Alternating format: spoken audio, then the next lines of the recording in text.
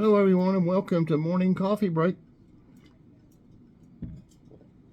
I hope everybody's all right. It is Easter Sunday. Happy Easter, everybody. I hope you have a great day. Currently, it's 58 degrees. It's going to be a nice warm day at 75 for the high. No chance of rain, and winds are at 7 miles per hour. Been awful windy lately, but it felt good when we were mowing, I'll tell you that. And so today, we actually went to Food City and bought some stuff. We haven't done that in a long time. Well, we've gone and just bought like an item or two, just a few things, but we got more things this time. I found some pretty good deals. One especially for some bacon with Ibotta, and they had it on sale, buy one get one free. So I got it for like $1.99 for 16-ounce package. I got 2 of them. Kind of wish I'd got more now, because that's a great price, $1.99 for a pound of bacon. So definitely check that out today. And we had to get something. I forgot to put the turkey in the fridge to thaw. I put the pork butt in there to thaw, and I forgot about the turkey. Well, the pork's not ready yet either. It was just one big brick, and it's taking a while to thaw out. I like them to thaw out really slow like that in the fridge.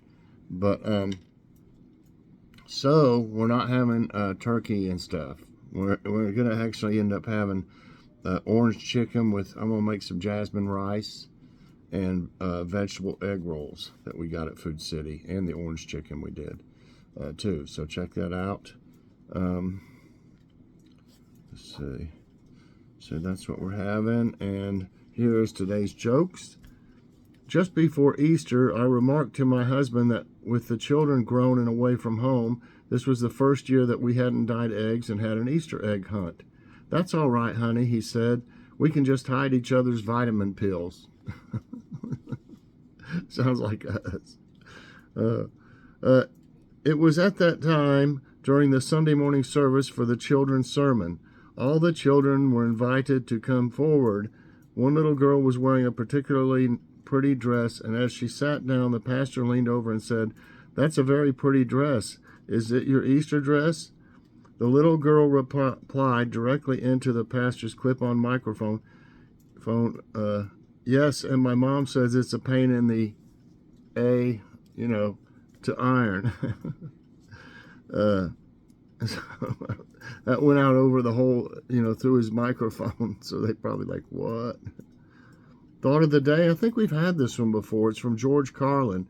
The reason I talk to myself is because I'm the only one whose answers I accept. Okay. All right. And our trivia, I saw, I think it was this one right here. We were talking about vitamins a minute ago, which is what made me think. This says science. Figure out if you are a health expert with this medical quiz. We'll see. Okay, the sun is associated with which health-promoting vitamin? A, B, D, or C? Associated with which health-promoting vitamin?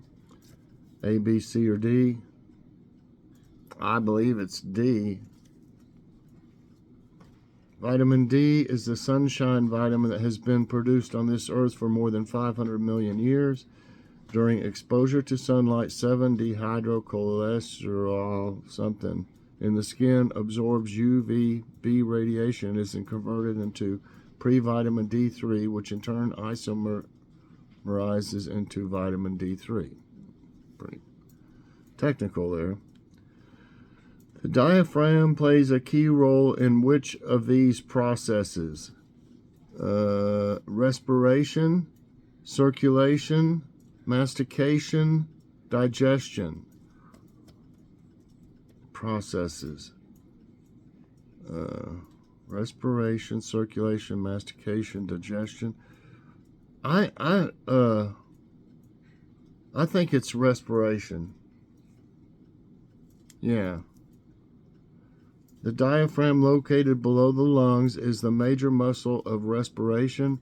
It is a large dome-shaped muscle that contracts rhythmically and continually, and most of the time involuntarily. Upon inhalation, the diaphragm contracts and flattens, and the chest cavity enlarges. This contraction creates a vacuum which pulls air into the lungs.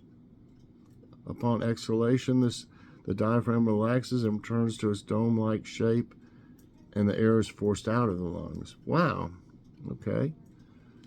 Which diet excludes all products from animals? Vegetarian, gluten-free, kosher, vegan. Vegetarian, gluten-free, kosher, vegan. I believe that would be vegan. Yeah. Veganism is defined as a way of living that attempts to exclude all forms of animal exploitation and cruelty, whether for food, clothing, or any other purpose. Okay. And what are the two bones in a human forearm? Pelvis and rib, radius and ulna, clavicle and sternum, humerus and femur in the forearm. I don't know that much about it. God, sternum, like pelvis and rib, radius and ulna, clavicle and sternum. I want to say this, humerus and femur. Nope, I'm learning something here because it's radius and ulna, which I never heard of before. The forearm consists of two long bones, the radius and ulna.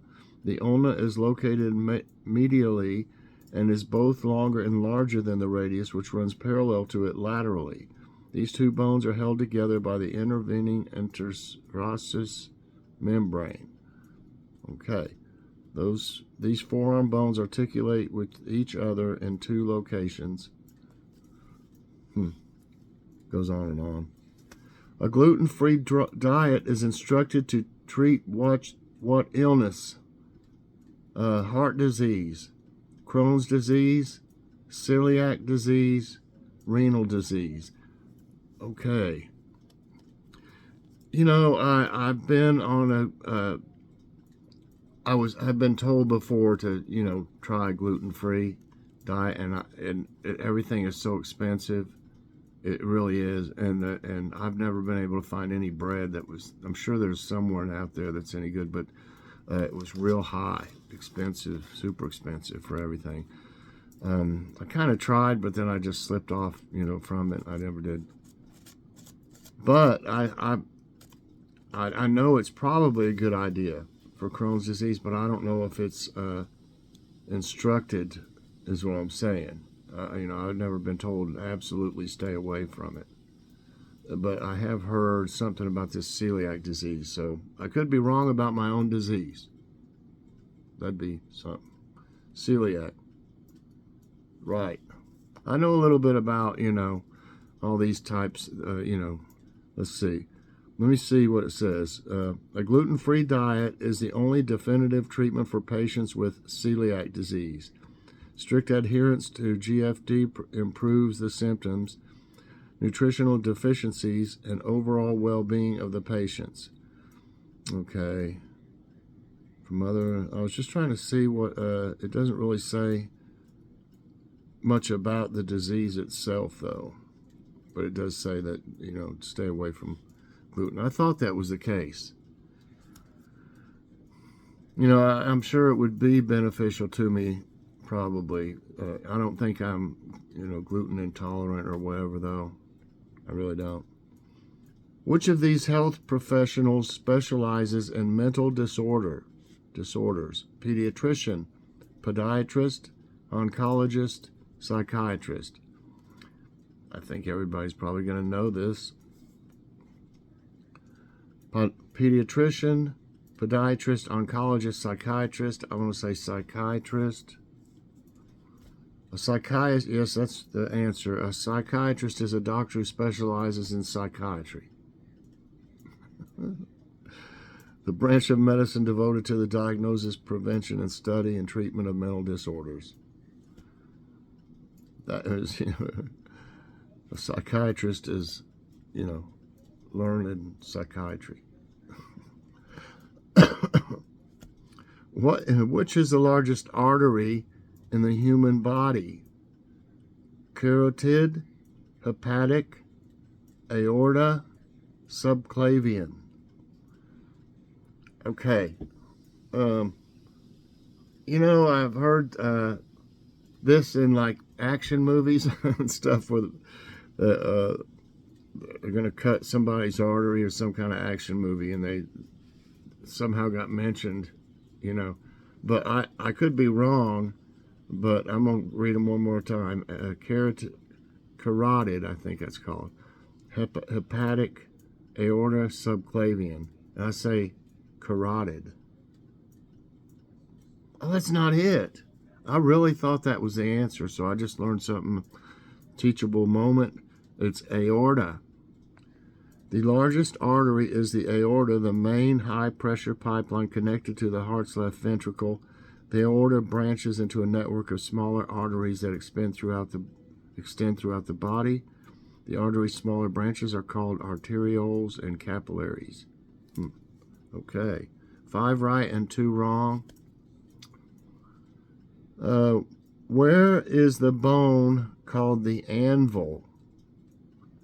Fingers, ear, nose, chin. Fingers, ear, nose, chin. It just shows a skull for some reason. I think it's in the ear. And I've got tinnitus really bad. I have for years. And it rings 24/7. Nothing really gets rid of it. I'm taking that flavonoid or whatever it's called, lipoflavonoid or something like that. I can't tell if it's really helping or not. Sometimes it seems a little lower, but it never stops. And I haven't heard of any way that they can cure that either. So anyway, I think it's in the ear. Yeah. The middle ear contains 3 tiny bones, the hammer, the anvil, and the stirrup. The vibration of the eardrum triggers a chain of vibrations through the bones because of the differences in size, shape, and position of the 3 bones. The force of the vibration increases by the time it reaches the inner ear. This increase in force is necessary to transfer the energy of the sound wave to the fluid of the inner ear. Okay, interesting. I got 6 right and 2 wrong. Got 2 more to go. What gives human blood its red color?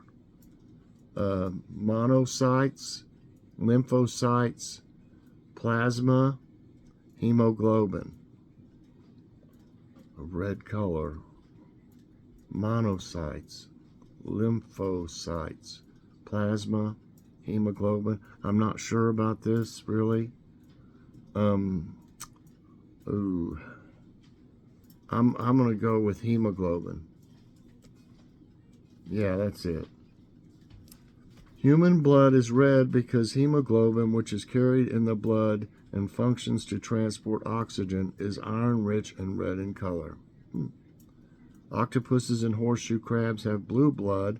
This is because the protein transporting oxygen in their blood, hemocyanin, is actually blue. Okay. One more. In the human body, what does the orbital cavity contain? The eye, the heart, the eardrum, the tongue. Orbital cavity. Eye, heart, eardrum, tongue. I think it's the eye. Yep. The orbital cavity appears as a quadrangular pyramidal cavern in the upper face. It is made up of 4 facial bones and 3 cranial bones. Maxilla, I can't even pronounce half these. Zygomatic bone, lacrimal bone, palatine bone, frontal bone, ethmoid bone, and sphenoid bone. Lots of bones in there. The orbit contains and provides mechanical protection for the eye and its eye soft tissue structures. That's great. All right, 8 right and 2 wrong today. Definitely learned something today. I don't know enough about our bones, our skeleton and stuff, but I'm learning. It's always good to learn. Keep learning. So anyway, I hope y'all enjoyed this morning's trivia time and coffee break. If you did, I hope you'll press that like button. Also subscribe if you haven't already, and share this out. And hit that so you get all my videos as soon as they come out. Everybody, I hope you have a great morning and a great day. And check out the Food City Hall later on today. Bye, everybody, and God bless.